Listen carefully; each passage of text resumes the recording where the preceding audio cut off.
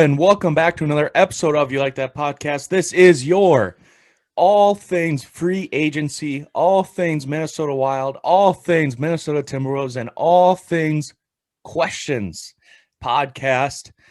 I am Jackson. And this is Matt, and we're going to start with the topic of the week. Everyone's been talking about it since Tuesday. It's NFL free agency. It's hectic as always. I say this about so many things, but it's one of my favorite weeks of the entire year.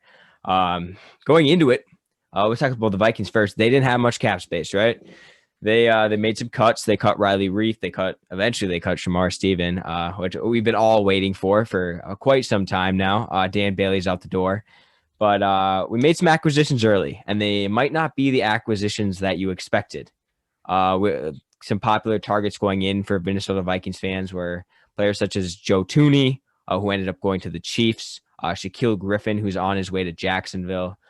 We miss out Carl Lawson, going to the Jets, but we did get some good names in the door and maybe a household name too. Our first signing came from Dalvin Tomlinson, a defensive tackle that played for the New York Giants last year. He's mostly known as a run-stuffing D tackle, but he also has some pass rush ability in him as well. He's a great pairing with Michael Pierce on the inside. I don't know how any running back is going to run for more than 100 yards on this season. We're not going to have any more Alvin Kamara 6 touchdown games with Michael Pierce and Dalvin Tomlinson up the middle. The next signing came the day later, Patrick Peterson. Jackson, I know you're excited about this one. 9-time Pro Bowler Patrick Peterson coming from Arizona to Minnesota. How does it feel to have Patrick Peterson wearing a Vikings jersey? P. Deuce is in Minnesota, and he is pumped to be back in the blue, the purple excited. and gold. I'm excited to have him in the famous Minnesota purple and gold. I think there's speculation all over the place about this signing. The numbers show, just jump right into it. The numbers show that he's declining. He's on a decline. He's been one of the best, most dominant corners in the last 5 years, half decade, more than that.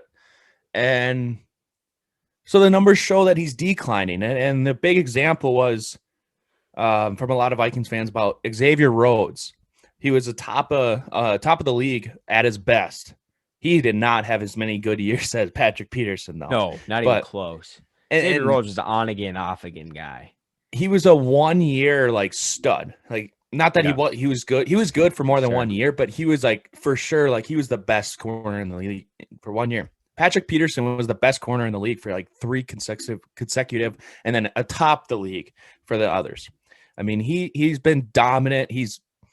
You could say he's a Hall of Fame type player. For sure, Hall of Fame. And what that brings to a young cornerback room is more valuable than him, let's say, make another Pro Bowl this year. That's valuable for this year, and that would be wonderful. I'm not expecting prime Patrick Peterson, and we could see it. We could. There's a possibility. It's a good scheme. It's Mike Zimmer. You know what he did with Terrence Newman, and that's what Terrence Newman did. He groomed the young Xavier Rhodes, Mackenzie Alexander, Trey Waynes, and I think that's a big reason, and that's one of the best, my favorite reasons of bringing Patrick Peterson into this locker room. But yeah, I love this signing. It's crazy to have Patrick Peterson on the Minnesota Vikings, sporting that beautiful purple. I'm very excited for next year. Question is, Patrick Peterson, number 21, obviously with Arizona. Currently, Mike Hughes has that number for the Vikings. Is Patrick Peterson going to ask Mike Hughes for a number, or is Patrick Peterson just going to change his number? I'm seeing a deal going down in the next few days or weeks or so where Mike Hughes ends up giving Patrick Peterson his number. Yeah, there could be a Rolex or expensive steak dinner in the making for that number. And, he's the proven vet, and I'm sure Mike Hughes would just be honored to have him sporting his number. So the crazy thing you sent me the other day, it was just talking about our cornerbacks cap space. Our cornerbacks only take up 18 million of the Vikings cap space, which is absolutely nothing. And 8 or 9 million that I think is base salary for Patrick Peterson. But the other 4 or 5 corners on the roster, they're all on rookie deals. They're all on rookie deals or minimum deals. They're all under 25 years old. This is a young roster. This is a young cornerback roster for sure. And a guy like Patrick Peterson coming in here at 31 years old, dropped off last year, but I saw some stuff on Patrick Peterson. He's been struggling a little bit more in man coverage in Arizona. That's kind of where his decline has been. And Vikings aren't really man heavy. We're more zone heavy than Arizona is. So I see Patrick Peterson not only getting better this year, but I think he actually becomes like a good corner again. But I'm excited. I'm excited for him to come in here and do even close to what he's done his entire career, because him mentoring those young guys and him bringing the experience that he has in Arizona for the last decade is going to do wonders for Mike Zimmer's defense. And you can tell him and Zimmer and Rick were really excited to get Patrick Peterson into Minnesota. Yeah, and I'm excited just for this. I mean, a lot of Vikings fans expected maybe a younger corner in Shaquille Griffin, where I heard that they wanted Shaquille Griffin. They put an offer on the table, and he just didn't accept it. And they went with Patrick Peterson kind of out of nowhere. It was unexpected. And then Dalvin Tomlinson. I mean, a lot of people wanted a edge rusher or a left end to go across Danielle Hunter, or they just wanted to, take that money and give Danielle Hunter what he wants, which I'm assuming they still will do. Yeah. But yeah, I think Dalvin Tomlinson, I'm so excited. I'm so excited to watch those two. The thing about Dalvin Tomlinson and Patrick Peterson, they may not be exactly what you guys wanted. They are fantastic dudes. Patrick Peterson and Dalvin Tomlinson. I was watching a bunch of stuff on Dalvin Tomlinson. Giants fans love Dalvin Tomlinson. I was watching a bunch of Giants fans' YouTube videos after he signed in Minnesota, and they are like depressed that Dalvin Tomlinson is no longer a New York Giant because he was so good for that team and such a well-liked guy. He was their Walter Payton Man of the Year in 2020. So we lose our Walter Payton 2019 Man of the Year, Kyle Rudolph, and we add a 2020 Walter Payton Man of the Year, Dalvin Tomlinson. So we lose a good guy and we gain a good guy. I think it's a good gift for us. The other signing we had is a lower tier signing, but Nick Vigil. He's played for the Bengals for a while. He's played for the Chargers for a while. I think he's kind of just like a depth linebacker. We'll see what training camp does for him. He could slide into that Eric Wilson slot, but we still yet to see what Nick Vigil has. It's a $1 million deal, so he's not going to be great, obviously, but it's a depth signing for us in a place where we had zero depth last year. Yeah, and I could see him almost being like an emergency guy in case Troy Dye comes to camp and is still not put on the weight that I'm hoping that they want him to, because he really needs to put on the weight. So yeah, it's just a depth signing. So I mean, those 3 signings so far, I don't think the Vikings are quite done. I don't know if that means. I think what I mean by that is the Danielle Hunter situation. Yep, that's good. I feel like that's gonna get resolved. I don't see a world where Danielle Hunter isn't a Minnesota Viking next year. I mean, a small percent chance maybe there's a holdout, but I highly doubt that. I think that Danielle Hunter will be our starting defensive end come week 1. I think it was I heard it was Paul Allen on his show on KFAN. He did say that he has a significant source that tells him that there have been no issues, and it's not true. And Danielle Hunter will not hold out. And then I did see that Mike Zimmer and Danielle Hunter were on a phone call, and it went very well. Yeah, and fully anticipate Danielle Hunter in a Viking uniform and in camp early. Yeah, it's very encouraging. I mean, losing a player like Danielle Hunter would obviously be detrimental to this team. We would not have any pass rush whatsoever. So he's definitely the most important part of this defense. We can't afford to lose him. But yeah, what's next for the Vikings? I want to talk about that. Obviously, a lot of people have been hammering the need for offensive line, myself included. Right now, if you have looked at what our starting offensive line is for next year, as of right now, it is the ugliest looking thing you can ever look at. It's Ezra Cleveland, Oli Udo, Bradbury. I don't even know who's starting. It's Kyle Hinton or someone at right guard and Brian O'Neill on the right. But we're going to sign a guard. How good that guard is up in the air because we don't really have any money and there's not a ton of talent available. But what I can say is that whoever it is, that guard is going to be better than Dakota Dozier because Dakota Dozier was literally the worst guard in the league last year. So whatever we get, even if it's not a high profile guy, which it won't be, even if it's not a guy that grades out super well, he's an upgrade from Dakota Dozier, which is an upgrade from last year's offensive line. And really, it's not ideal, but that's really all I'm asking for at this point. And we still have the draft. We still have the draft to address that as well. So the Vikings still have some time to fix the offensive line. We also are going to be targeting safety as well. We've seen rumors around maybe bringing Anthony Harris back, maybe bringing in Keanu Neal from the Atlanta Falcons, who's been productive in the time he's been healthy. So a couple safety names have been thrown out there, offensive line names.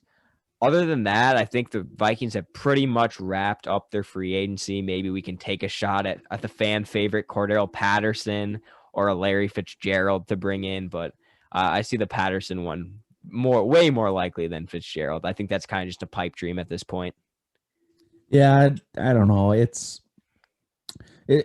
all depends on what the money looks like. They're not going to be able to pay a guy a lot of money, and if they have competition, they're not going to win a whole lot of the competition. So, I mean, there's players out there, whether it's the Forrest Lamp, on the offensive line, whether it's like Orlando Brown is still available for trade with the Ravens. It's a little far fetched, but they're interested. So you never know.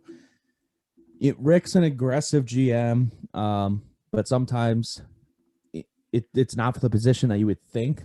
Almost, I mean, nobody expected another defensive tackle who's more not 3-tech and more just stop the run. Yeah, I think they're expecting him to play 3-tech, but yeah, they signed Dalvin Tomlinson, who's traditionally not a 3-tech. He will be playing 3-tech next to Michael Pierce. But I'm really not that concerned about it. Any pass rush is better than last year, having Shamar Stephen and Jaleel Johnson play that role. So Dalvin Thompson has three and a half sacks in each of the last 2 seasons, not playing the 3-tech role. Worst case scenario, he gets like a couple sacks and he's great at stuffing the run next to Michael Pierce. So a worst case scenario for us, we're a very good run stuffing team and just have a moderate looking pass rush. Yeah, and with that all said, let's move on to the division. What they did in the free agency, and it looks good for the Minnesota Vikings. The team in Chicago. Let's first talk about them. The old orange and navy blue. Chicago fans just absolutely hyped this offseason. Oh, look at all these quarterbacks on the market. We got Matthew Stafford on the market. We got Deshaun Watson on the market. We even got Russell Wilson on the market. Who could have guessed that? Bears fans, either one's fine with them. They'll take one of the 3. That's all. They don't have a preference which one. They'll just take 1 of 3 and they're okay. Well, then slowly Matthew Stafford got shipped off to LA. Deshaun Watson's in a sticky situation right now with the Texans, with the law, with all this stuff. I don't know how to read that. And he's Texans aren't really looking to trade him, which is confusing. It doesn't really make sense. He said he's not going to play next year, but excuse me. And then they set their eyes on Russell Wilson. Russell Wilson obviously has been fantastic for so long. Bears fans are like, we want Russell Wilson. That's that. Their sights were set on Russell Wilson. That's all they wanted. Anything else is a failure. Come, I think Wednesday afternoon, Bears sign Andy Dalton to a 1-year, $10 million contract. And they promised, the worst thing about this, they promised Andy Dalton that he would be the starter next season. So we're going into 21-21. Andy Dalton is the starter for the Chicago Bears. No Russell Wilson, no Deshaun Watson. And I'm pretty sure Bears players have had enough. Following this move, Kyle Fuller, who was asked to take a pay cut so they could pay Andy Dalton, refused to take a pay cut. They ended up releasing Kyle Fuller, who's their best corner. And then shortly after that, they granted Akeem Hicks, their best defensive player next to Khalil Mack. They granted him permission to seek a trade. So I'm pretty sure that the Bears players, the Bears fans, they're all sick of the Bears front office, and I do not blame them. The incompetence they've shown at the quarterback position has just screwed their franchise over, especially with how good their defense has been these past couple of years. And it's just so funny to see. They had the framework for winning. They literally could not put it together, and they miss out on another big-time QB and end up with the Red Rocket, Andy Dalton. Yeah, and it's the Bears. We saw this coming. I don't think anybody outside of the Chicago fan base really thought that Deshaun Watson had a chance of going to Chicago. But yeah, they signed Andy Dalton, and it looks like they're heading towards the unforgiving rebuild, you could say. But I mean, they still have players on their team where they're getting paid a lot. They're decent players, whether it's Khalil Mack or, I mean, even if Akeem Hicks does get traded, a team's going to want to be willing to trade for someone they're going to have to pay pretty immediate. So I don't know if he's going to be on the move, but obviously you said Fuller, their best corner. I believe Skrine, or however you pronounce it. I don't think he's on the roster anymore. He was also trash. So he was. Yes, I mean, Eddie Jackson took a step back last year, so it's not looking good in Chicago. And a team run by Andy Dalton has a ceiling of playoffs and outs. So yep, I'm not thinking that they're a huge threat to any team in the NFC. Yeah, so it's just so funny because they had such high hopes for this year, and to see them crushed in a matter of hours is just so funny to see. And the best part about free agency for me is not only did the Bears take a step back, the Packers and the Lions took a step back. Obviously, the Lions are going into what it seems like full tank mode. They're letting Galladay walk. Their number one wide receiver right now, Jackson, Brashad Perriman. Brashad Perriman is the Lions' number one receiver as of the moment.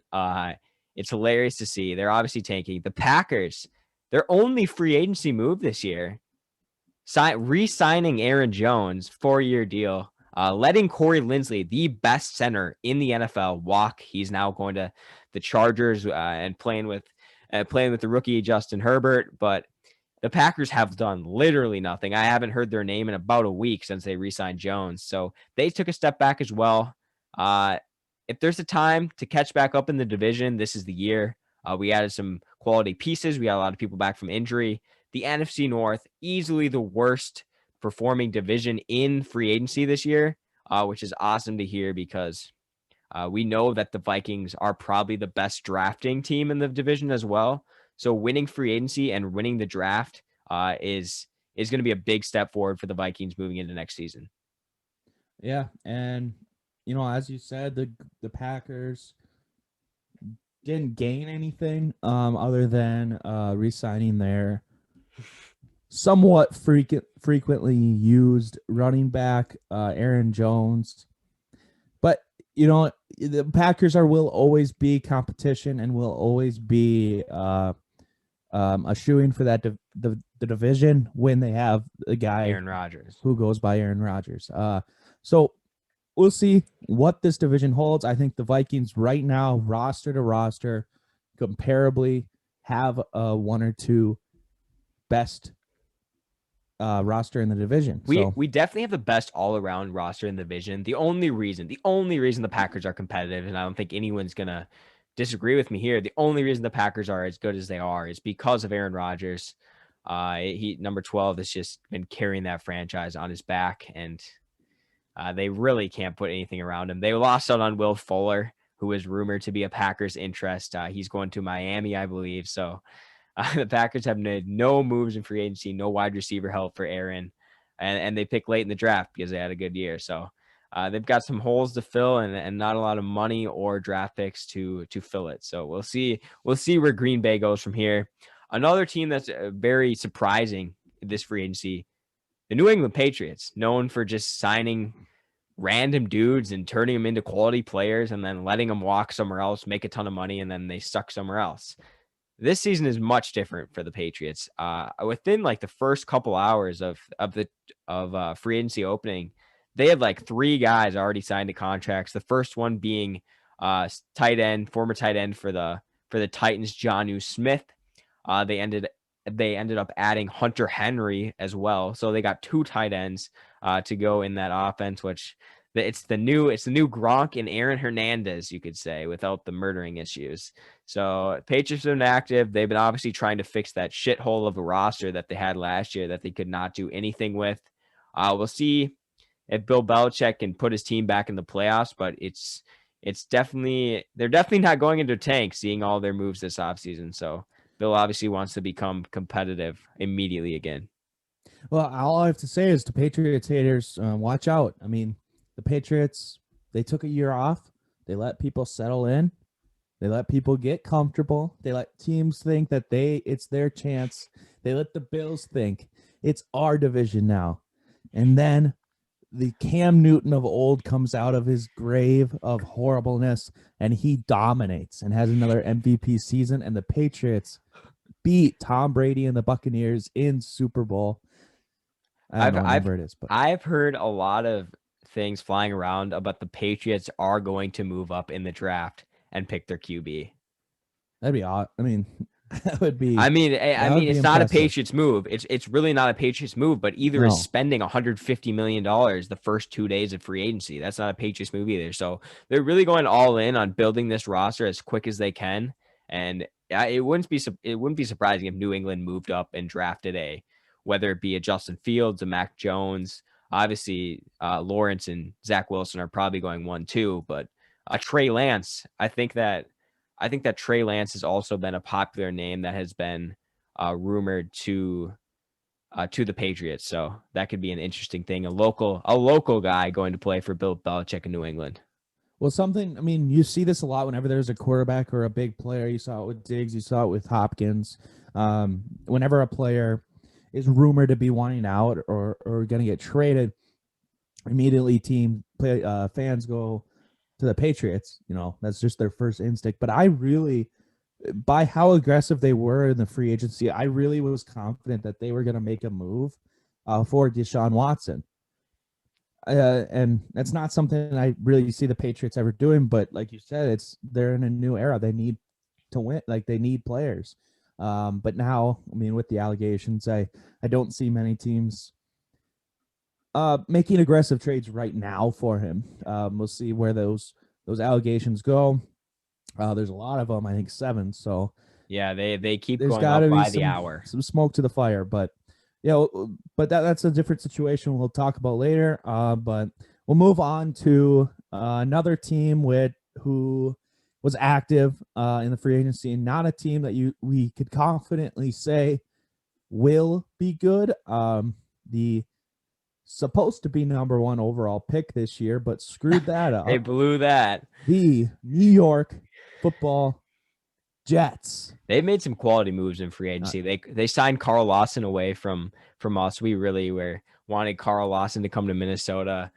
They also added Corey Davis and Keelan Cole, wide receivers. So they've got a good receiving core now. They got Corey Davis, Keelan Cole, obviously Denzel Mims, Jamison Crowder as well. They've got a solid receiving core. I think they picked Zach Wilson number 2 overall.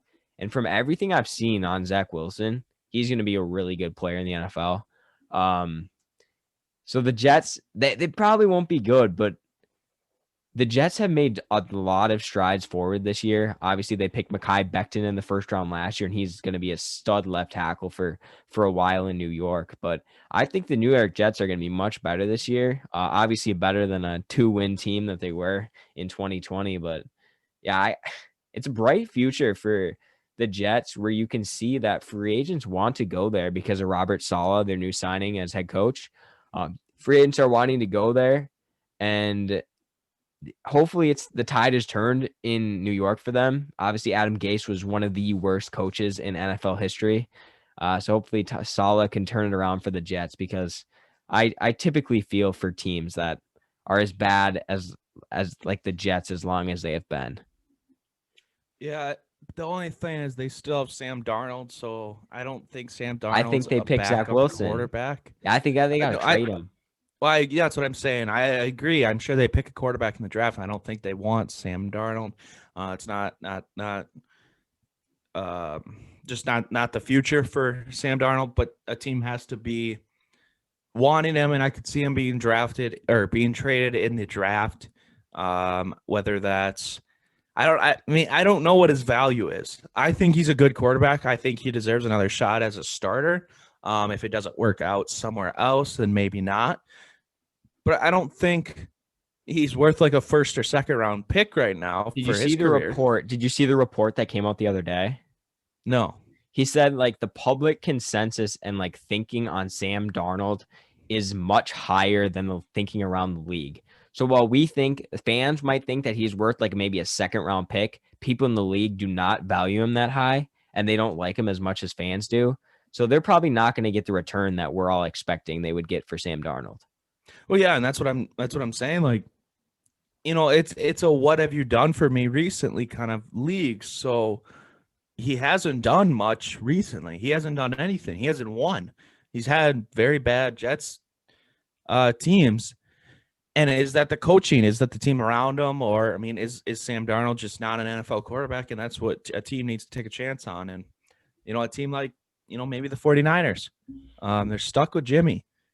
They're not going to make a run at Deshaun Watson with everything that's happening. So it's a fit there. I don't know where else, but yeah, it's the Jets. The Jets could be competitive next year, and that's weird to say, but they have all these high first round draft picks.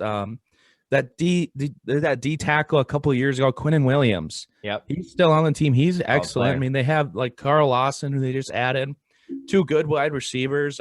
Marcus May.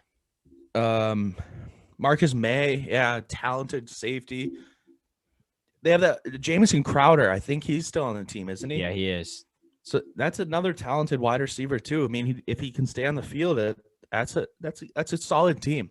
And Robert Saleh is going to get his first opportunity at a head coaching job. So it's an exciting spot where the Jets are.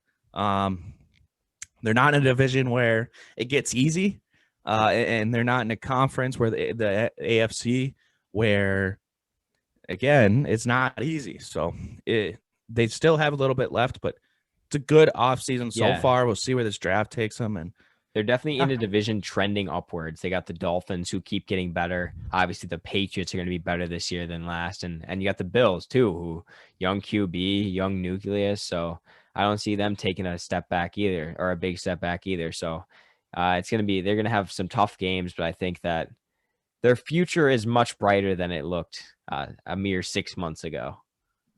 Absolutely. And with all that NFL talk, free agency has been a lot.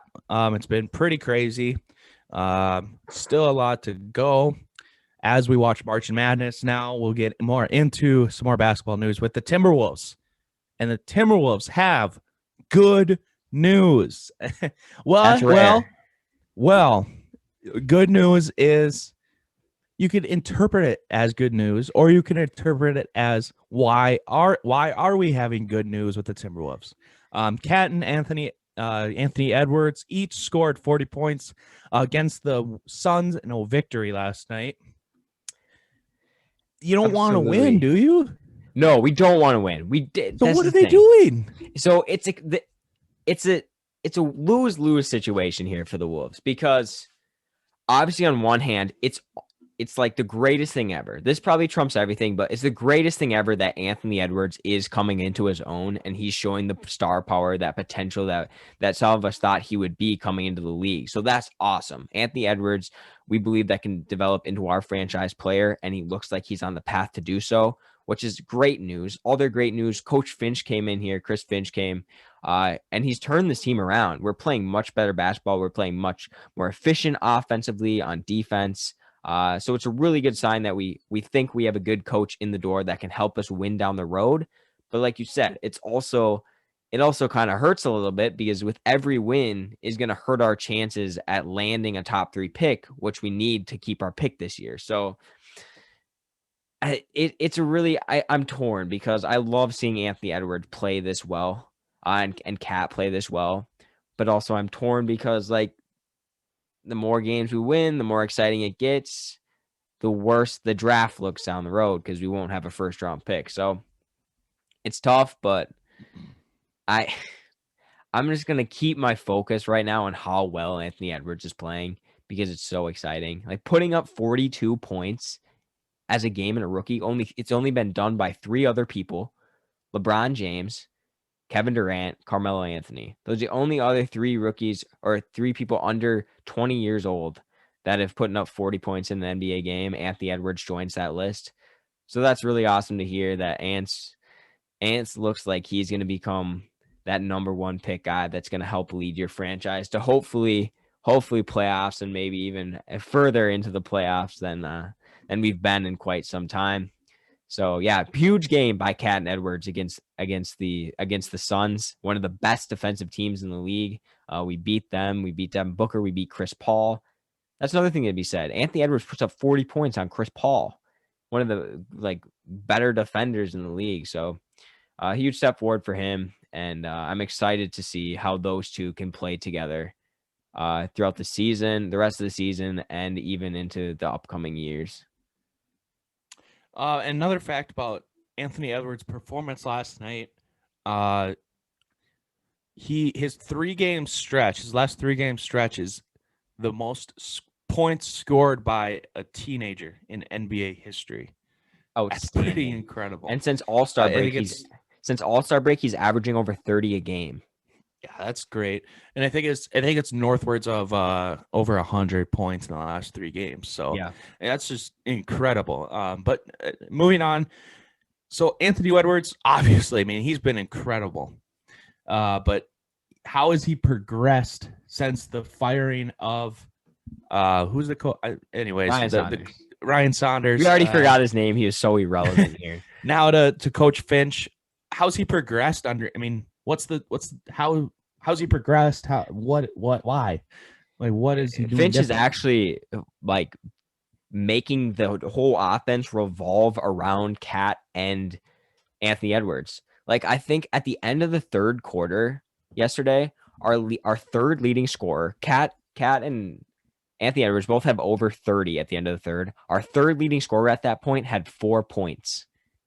This offense has been just like literally Cat and Anthony Edwards have been running the entire offense, taking every shot, and they've been efficient doing so. And all props to Coach Finch for this, because you need to get the ball in the best hands of your players. You can't be letting Josh Okogie take 8-10 shots a game. You're not going to win games that way. You're going to win games when you get the ball in the hands of your best players. Cat and Anthony Edwards right now. Obviously, D'Lo and Malik aren't playing because of injury and suspension, but these 2 guys have really stepped up, and we've been playing our best basketball of the year. And that's not a coincidence. Obviously, Chris Finch has turned this team around so far, and hopefully we can continue to do that. And just seeing the ball actually in Anthony Edwards' hands and plays run for Anthony Edwards is what has needed to happen all year long. And Coach Finch has finally released that part of Ant that just allows him to play freely. Awesome. And the trade deadline coming up. Any more news? I know we talked about John Collins. I know Aaron Gordon's been in there, but any more John Collins updates? Yada, yada, yada. John Collins this, John Collins that. All over my Twitter page every single day. Oh, we need John Collins. We need John Collins. We don't need John Collins at all. We don't want to pay him money. You guys need to get that through your heads. We don't need to pay John Collins. Paying John Collins a lot of money is not going to help a team win. Sure, he's a fun player, but he's not going to be worth the contract that he gets in the offseason. So Great news for me coming out of the last few days about John Collins. The Hawks are unlikely to trade John Collins, which is just fine with me. I don't think we need to add John Collins to this team. I don't think he's a needed piece. Would he be fun? Sure. Does he help us win down the road? I don't think so. So John Collins, unlikely to be traded before the deadline. We'll look to see if the Timberwolves change their targets towards anyone else or not. But we might see a small deal or two towards the deadline. An unfortunate news is D'Angelo Russell, or D'Lo, also known, and Malik Beasley. I think they're nearing a return, which is unfortunate because the team gets better. Yes, and the team keeps winning, and the team loses their first-round draft pick, and mediocrity continues its toll on the Minnesota franchise. Maybe it's a good thing. I'm watching Oklahoma State right now, and Cade Cunningham, projected number 1 overall pick, is 0 for 5 on his shots. So do we even need Cade Cunningham? Maybe not. Well, I want the Minnesota kid if we get the number 1 or 2 overall pick. Jalen Suggs. So, yeah, you got to keep him in Minnesota. I'm not a Jalen Suggs guy. Oh, no. You always say that on a Minnesota podcast? He's always came off to me as just like some super cocky guy that thinks he's like the shit. And I don't really like that. So maybe I'm just turned the wrong way by a couple times watching and hearing interviews of Jalen Suggs. But as of right now, I'm not a huge fan of Jalen Suggs. Oh, that's not going to get good response. Yeah. So, the Wolves a little bit happier this week than normal weeks because we've been playing well, because our beloved Anthony Edwards is playing well, but hopefully we can play well, but also lose down the stretch so we can keep our first round pick. We'll move into Wild stuff. Wild obviously have had a pretty active week. We're coming into 5-game win streak. Cut short last night. We had a bad game against the Colorado Avalanche. It started pretty bad. Was this game a concern for you going into the upcoming stretch, or was it just like we had one bad game, we'll get through it, and we'll continue playing the hockey we've been playing recently? Yeah, it's just one game. I mean, this team's been one of the hottest teams in the NHL the last week, and yeah, we played the Avalanche we played the Coyotes. So it's a tempo change, and I mean, 3 games against the Coyotes, and then you play the Avalanche. That's a big difference in speed, and I'm not making excuses because it's an NHL team who needs to be ready every night. And the 25-shot first period is the big elephant in the room. It's a record. It's a franchise record. Never given up that much. The 55 shots on the board is not something from a team who is looking to contend or is on track to contend this year. All the stats say that game should have been 10-0, but it was 5-1 because the goaltending this year stood tall again, as Cam Talbot took the net last night after Kaapo again gets another win. So that was a little controversial, you could say, and I think it's the right decision, and he played great. 50 saves on 55 shots is a good game as a goaltender. You don't see that many pucks in the NHL, especially from a defensive team like the Minnesota Wild. So I see this game more as they didn't have it last night. I could count the amount of games that I could say that on 2 fingers this year. So the Minnesota Wild, they're a good team. A very, very skilled team. They have Kaapo in net tomorrow. Something I forgot to mention on the note sheet was a Matt Dumba injury last night. It sounds like it's better than it looked, but still unsure. He will not be playing tomorrow. But Kaapo will take the crease tomorrow against the Colorado Avalanche, and we look to bounce back. So Kaapo win streak right now, sitting at 9, which is, I believe, one of the highest for a rookie goaltender in NHL history. He's I think one win away. He's 1 win away there. So do you think that he can add on to this 9-game win streak and tie the NHL record for most wins in a row by a rookie goaltender? Yeah, I mean, it's proven this year, and it's said all the time. I mean, if you watch NHL Network or just any NHL broadcast, it's said constantly. It's very hard. It's statistically very difficult to win these back-to-back games in the NHL and these back-to-back series like baseball style this year. So looking at that and then just how the Wild have bounced back from their losses this whole year, I think they're going to bounce back, and I expect a win from the Wild. I don't know if it's going to be a 2-1 or it's going to be a 6-4. It's the Wild, and they need a score. And I mean, Capo's going to have to be strong, and the streak could continue. I think the big reason the streak is there in the first place is one, he's playing exceptional this year, and two, Dean Evanson is playing both goalies. I mean, you see people saying, "Why aren't you playing the rookie who has the record every single game?" He's not going to have the record then. That's how the rookie loses the record. That's how and this record, goalies can't play every single game. They get worn out. They start seeing 2 pucks more than one. So I think Cam Talbot is an exceptional goalie. He's an established goalie in this league. So you need to play them both. They're both played excellent this year, and a 50 save performance last night from Talbot is an example why. Yeah, probably the most exciting Wild news of this last week, I would say. Kirill Kaprizov gets a hat trick, gets it at the end of the game. It's early in the year, but has he solidified the Calder Trophy, the Rookie of the Year trophy for this season? Yeah, I think I'm really bad at this betting stuff, but I think he's a minus. I want to say maybe 300. I think that sounds. I will look it up close. as you talk about him. But yeah, he's the Rookie of the Year. He qualifies as a rookie for the last time. I don't need to hear that again. So coming from the KHL, he's never played a lick of the NHL before this season. That's a rookie. And Kirill Kaprizov is by far the best and most skilled rookie in the NHL this year, and he's proven that, and he's shown that on the stat board. That's why he's gonna win the Calder unless bearing anything else. I mean, I don't want to say an injury, but that's bearing an injury. He's gonna win the Calder this year. He has that talent that it is 100-point goal scorer in the NHL on a normal season. So I'm very excited. Him and Kaapo Kähkönen are our 2 Calder finalists right now.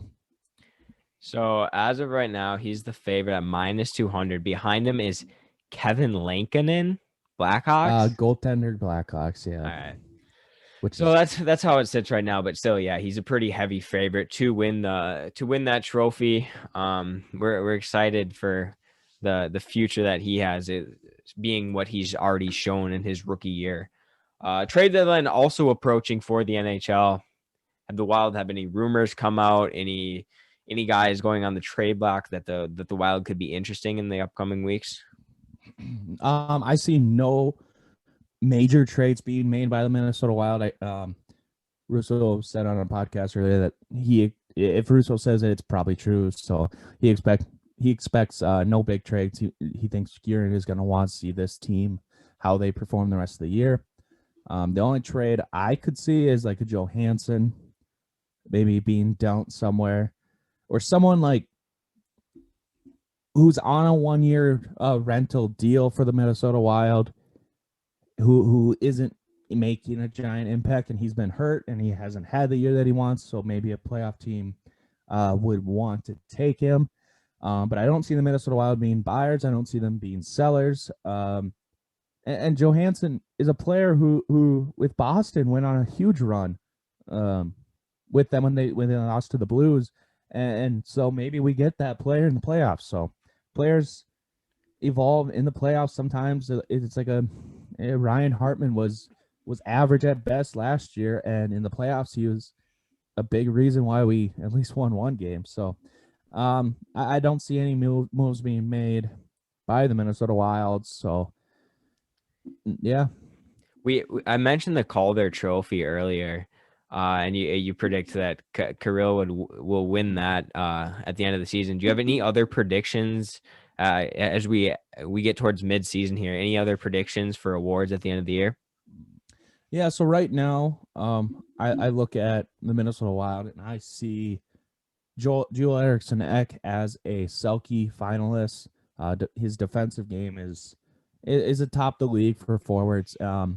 He should be recognized by the award, but as we know, Mikko Koivu was one of the best, if not the best, defensive forward in the league and never won it. So it depends on what we see. And Vezina, I mean, I honestly could see if Kaapo Kähkönen keeps this up, he's a Vezina and a Calder finalist. And he's if he just shown no signs of not keeping it up. So, Hart Trophy. I mean, if Kirill Kaprizov keeps putting up points, he's gonna be up there for Hart. And I mean, you can't argue that. I mean, you have players like Connor McDavid and Patrick Kane who are just putting up a bunch of points right now, but if you're looking at what the Hart is, it's just the valuable who's the most valuable player on the team, and why the team is so good this year is a big reason is Kirill Kaprizov. He's changed the face of the franchise. So, so those are my awards right now, I would say, for the Wild. Thinking of any more, I can't really think of many more. I mean, Norris, Jonas Brodin should be the Norris in the NHL the last 2 years, and this year especially. He's been the best defenseman in the league, and I will stand by that. He doesn't put up points, so he won't win it, but he's the best defenseman. The award is named to the defenseman. It doesn't say offensive defenseman, but that's what it means. All right, that wrap it up for the Wild? Yeah, that's all for the Wild. We'll get into our Twitter mailbag. Speaking of the Wild, they play tomorrow night at 1. And then they finally face the St. Louis Blues, I believe, after I think they play Monday. I could be wrong about that, but I think they play the St. Louis Blues for the first time this season. I'm excited to watch that game. Another competitive team. Finally, we get to play, and we'll move into the Twitter mailbag. I believe we still have some rolling in on Twitter, so we'll make sure to get to those. But we'll start off with JJ Walker asked a couple questions, one good, one bad, and we'll start with the better one. JJ Walker asked, if you were to move to another state, for example, Florida, that has multiple sports teams, would you stay a Minnesota sports fan or convert to a Florida fan? Well, I would never convert to any fan unless I worked for them. So, and I still would probably be a fan of them, of said team. So my answer is no. I would not convert to a Florida fan. But yeah, I assume your answer is similar. Not a chance in hell I would convert to a fan. Obviously, yeah, if I worked for a team, I'd become a fan of that team, but also inside me, I'd still be a Minnesota sports fan. So no, I would not do that. I think that's a pretty easy decision for me. The worst part about having to move somewhere for me, I've thought about this multiple times. I'm going to have to buy NFL, whatever it's called. What's that called? Where you get all the games? Fan package or something? I don't know. It's called something. I would have to buy that to get all the games. I know it's super expensive, but it would have to be worth it because I could not miss out on a Minnesota Vikings game for sure. But yeah, I Minnesota is always going to be a diehard fan. So that's my answer for that. Austin, just coming in with a question. NCAA tournament has just started today, so we've already had some upsets. Ohio State lost to the number 2. Ohio State lost to number 15 Oral Roberts. He asked, what will be the upset of the NCAA tournament other than that game? Well, there was Tennessee just got upset, but I think they were 5 seed. They're 5, yeah. 12-5 is pretty popular. Yeah, so I'm not gonna obviously count that because it already happened. But let me look here on my bracket here. That's doing pretty well, but nobody cares. I don't know. Another upset. Could we see? I heard what team? Michigan has a bunch of guys out, don't they? They do, but you really gonna pick a 16 over a 1? No. I don't really see anything. I mean, Alabama, since when are they good at basketball? So I'll say Alabama. Iona is going to destroy You know who Alabama. the coach of Iona is? Who? Rick Pitino. Really? Rick Pitino is the coach of Iona. Yes. That's perfect because he's gonna. Never mind. I'm not gonna say that. Insert Rick Oh God. Pitino finishing fast joke there. Um, yeah. So yeah, you're upset. My upset, I've been consistent through my brackets. I'm picking Ohio, number 13 Ohio over number 4 Virginia. I legitimately think that they're going to win. Like if Virginia wins, I'm going to be surprised, which is weird because they're a very heavy favorite, but Ohio or Virginia is something that I have been confident in since the bracket came out. So Who won that's the going to be last time mine. Who What? won the last time? 2 years ago, who won the last March Madness? Was it Virginia Tech? Virginia won.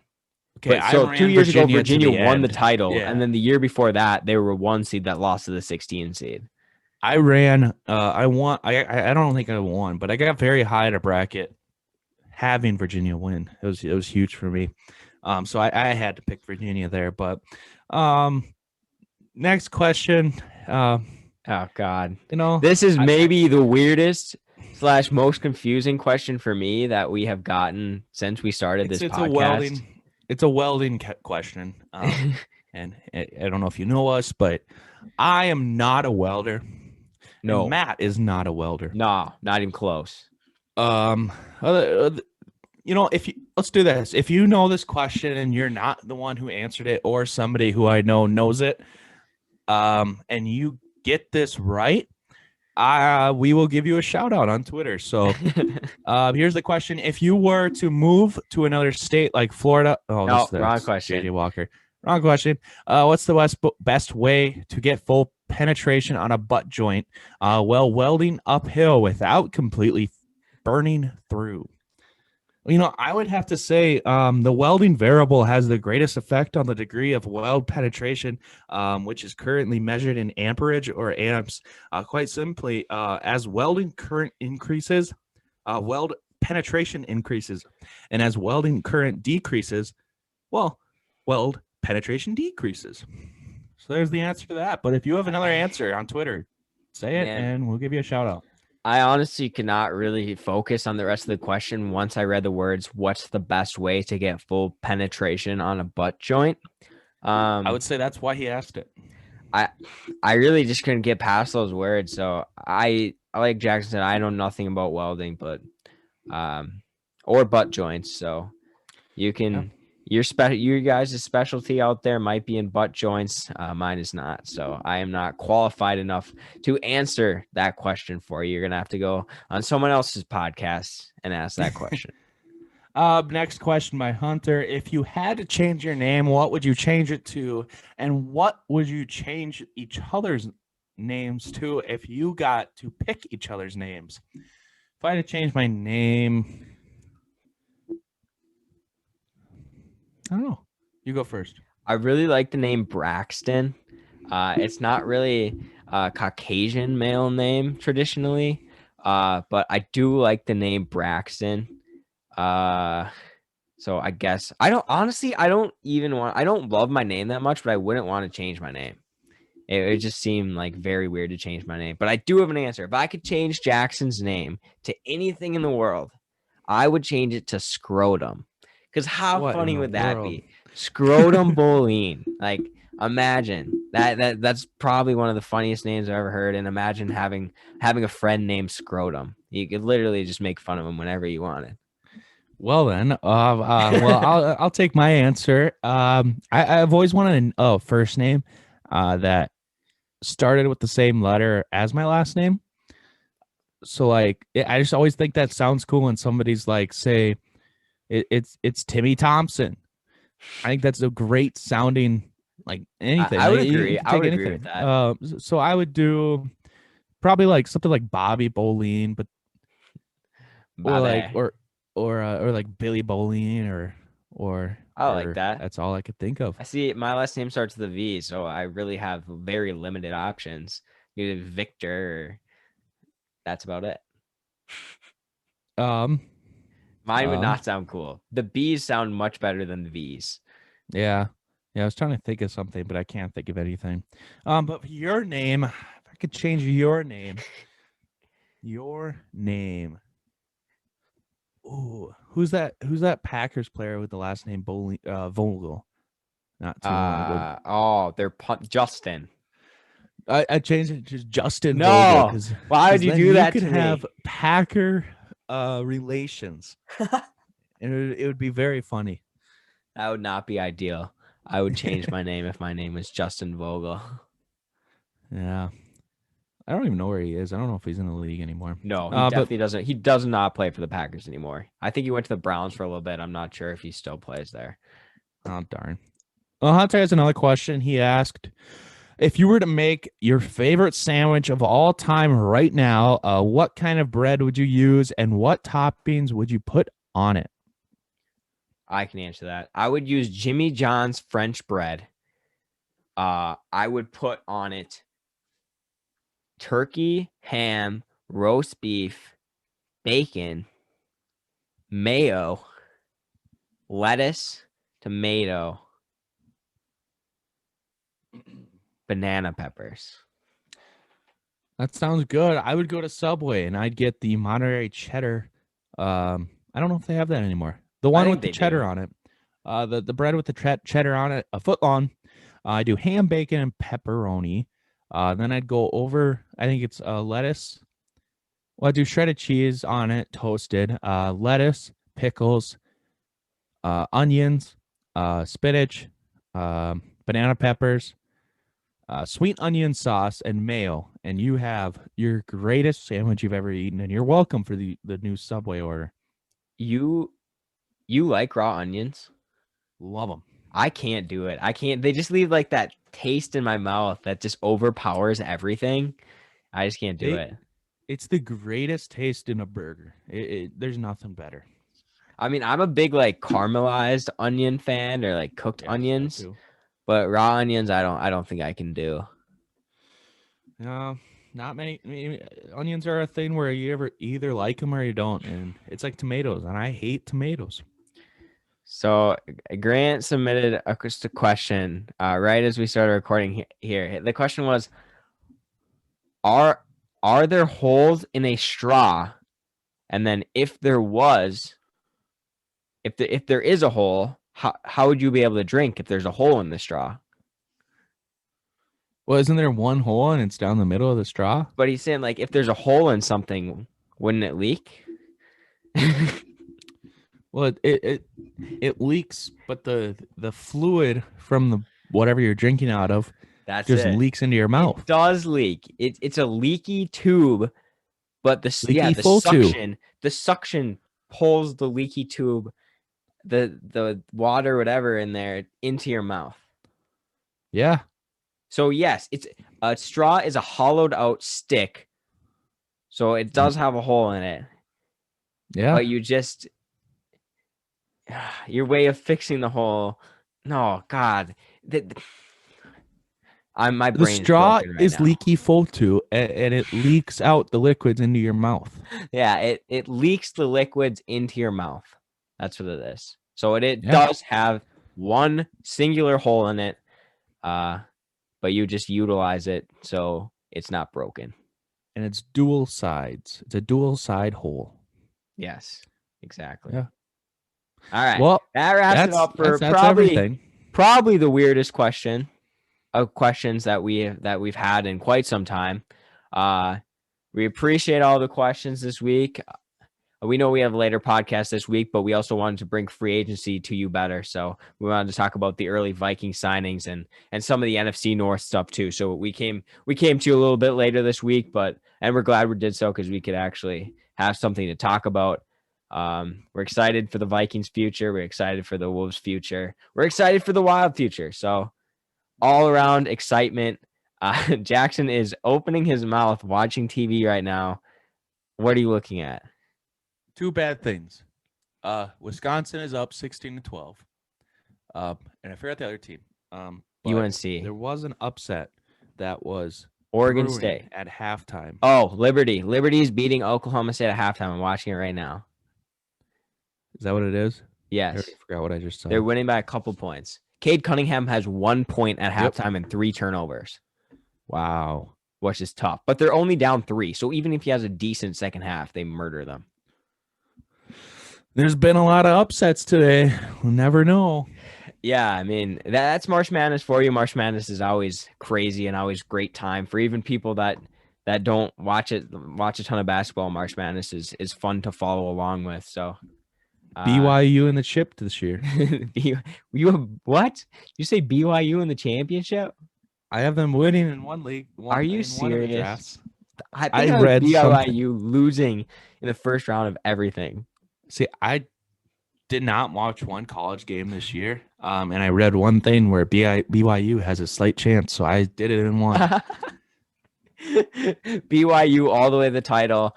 We appreciate everyone listening this week. Follow along with March Madness. Follow along with your Minnesota sports, and we'll bring it to you next week with some quality insight, and we'll just talk about it for you. You can listen to it whenever you want. So we appreciate the love. We appreciate the questions. Thank everyone for listening for this week. And as always, you like that.